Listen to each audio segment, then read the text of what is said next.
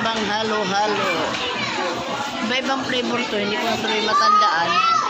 Ha? Ang sarap nito guys. Ito yung aking buko pandan. Tapos yung pinaka bestseller nila guys, ito oh. Ito guys yung bestseller nila. Kain kami dito sa Jollibee. Ang dessert namin, halo-halo ng bebang. O, diba? Ang sarap ng halo-halo ng bebang mga guys. O.